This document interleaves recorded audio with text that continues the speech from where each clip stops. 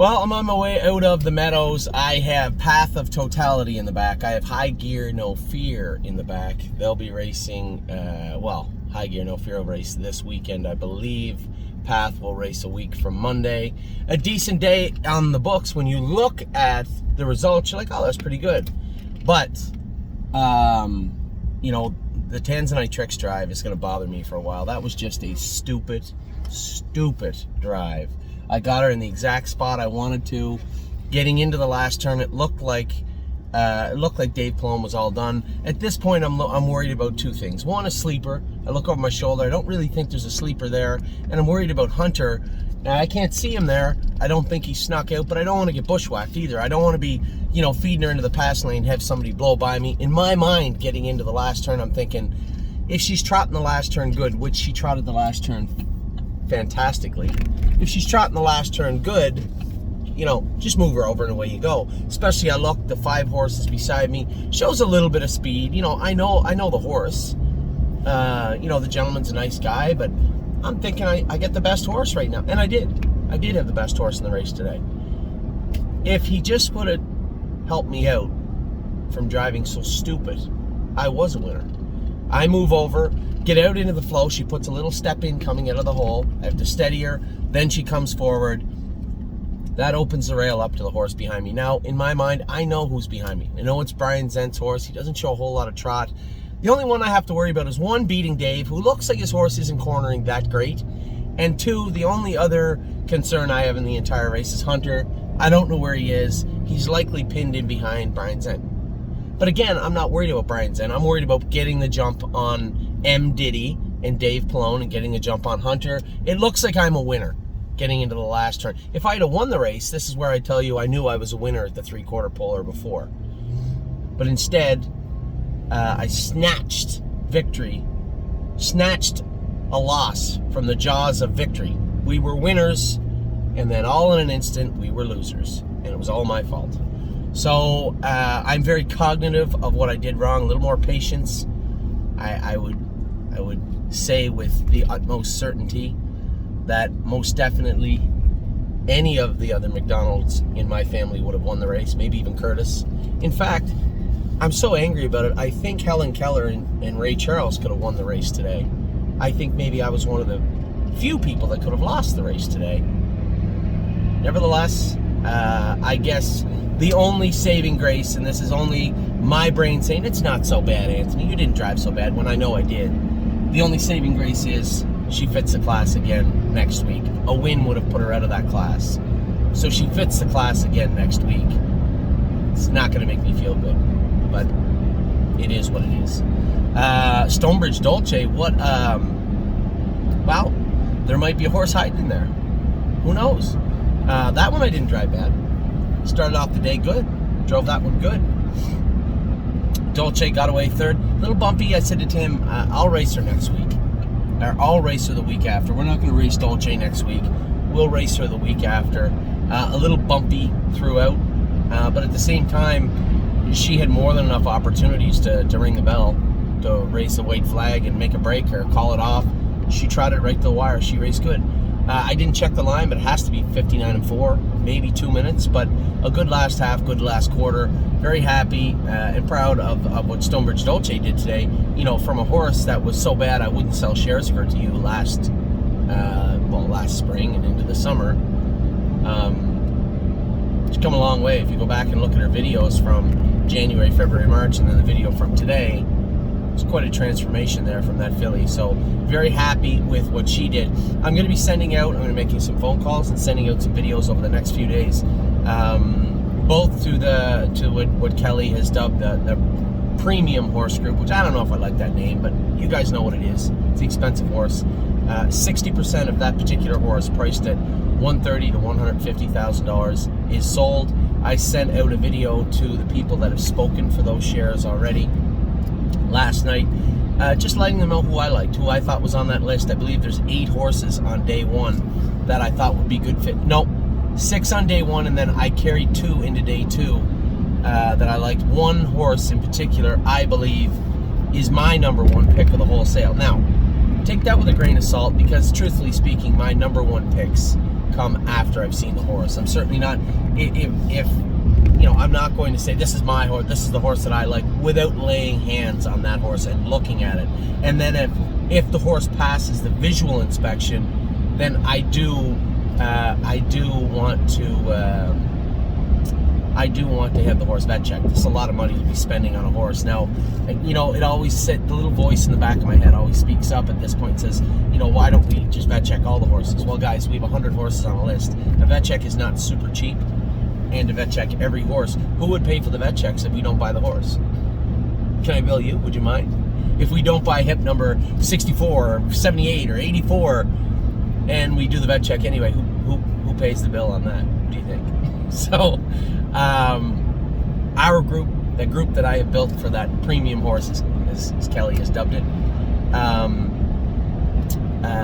we will be vet checking some horses and hopefully buying one of them. As I said, one horse in particular sticks out in my mind. That will be the first one I look at when I get to Lexington on Sunday morning. I can assure you of that. So Amy and I have a long day of looking at horses on Sunday for sure. Now, I think we're approaching half sold out for the $200,000 group. That's a $2,000 buy-in for Lexington. I know this is a different format, guys. I have people telling me all the time, well, I just like to pick my own horse. Guys, I get it. I understand where you're coming from, but I just can't, I can't buy all the horses and allow people just to window shop. And that's nothing against you. If I was a millionaire, I would. I'm quite happy with the way things went in the past. It just came with the attachment to that format, to that model, was an excruciating amount of stress, financial stress, heading into a Christmas season. And I just think that we've done enough. We've grown as a group and as a company and as a stable. I don't feel the necessity for that. When we all know that nobody, not you, not me, not any pedigree guru, or for those of you out there thinking, oh, I always pick the best one. No, you don't. And you didn't. You might pick 5 and 1 or 2 turn out, you're like, oh, I picked the best one. Great. But then buying that horse, training it down, racing it is something quite different. And, we've been doing this at a large volume of yearlings for the past 5 or 6 years. And I'm sitting behind them all the time. And if I don't know, I can assure you, you don't know. Right? Saying that 3 Point Blue Chip, oh, I picked him, I knew he'd be a good horse. Great. We paid $115,000 for him. We're lucky as hell that he's a good horse because it could have easily went the other way. So all I've asked our clients is to take a look at what we're doing. We're looking to do great things. We did fantastic things in Ohio. We ended up, look at the lineup we ended up with in Ohio, and tell me we didn't do a great job. We did a great job at that sale. And the reality of the situation is, I couldn't have bought those horses with that confidence in that manner had we not had a budget going in. I just couldn't have. So I would hope that you would take a second look at what we're doing, take a second look at what we've done, and reach out, because we do want to fill those up. I would love nothing more, and I would love your help in doing it, to fill up the partnership for the $200,000 and the $50,000 partnerships. I would really appreciate it if you would do that. I don't want anybody overreaching, overstepping, and if you're not comfortable, no matter what I say, if you're not comfortable doing it, then by all means, please don't do it. I want everybody happy and comfortable when we put these horses in their stalls and start breaking and training this fall. That's what I'm looking for. So, Meadows wasn't a huge disaster. A second and a third with 2 horses that could have been worse. I did cost us a win with 100% cost us a win with Tanzanite Tricks, a filly, quite frankly, that deserved a mark of 55-3, and I just snatched it right over. I apologize for that, but I did drive Stonebridge Dolce okay. That doesn't make any either right or wrong. Well, no, it definitely makes the second one wrong. That's just racing, and I'm going to have to live with it. If I pop out of the 2-hole and win by 5 lengths wrapped up, everyone's like, oh, good thing you get out there. She jogged. She looked great. But that's the risk you take in this game. Flip that coin. Move her out of the hole, put a step in, hang out second, and have a 14-1 shot beat you on the inside. Guess who is the biggest idiot of the day? This guy. So, that's racing, that's life. We're going to move on. It was a decent day at the Meadows. Hopefully you have a good night tonight at Northfield Park. We got our girl 1-2 skip a few at the Coshocton Fair Saturday. What about my Jazz? I didn't tell you guys she was almost going to get in because I didn't want to break anyone's hearts. Yes, it's a tall order for a filly that hasn't done anything but fair work this year, but make no mistake, the My Jazz of old is still bubbling in there. And I liked what I saw at the fair the other day. it wouldn't shock me if she raced good on Saturday. We get the 9-hole with So and Sue. You guys buckle up. You know what's coming. I love So and Sue, but to think that we're going to get a whole bunch of money out of the 9-hole, better days will be ahead for that filly, but I suspect they won't be on Saturday night. We're just going to have to take what's given to us, try and snag some money, and move forward with our big girl. As I said, I like her. She could be a filly I could easily see going home to Mohawk for the winter also. You know, I think we got her under control now. I'm happy with what I saw. She did have a little temperature yesterday, so I hope there's nothing brewing there. I'd ask the veterinarian and Jason maybe to draw blood work on her to see what's going on there. They've started her on a very mild antibiotic, maybe just a little head cold, little something going on. She was fine today, but yesterday she did have a temperature. So a great weekend of work coming up, I hope. Thursday, Friday is our girl in New Jersey at Freehold. I'm excited to race there. I never raced at Freehold before.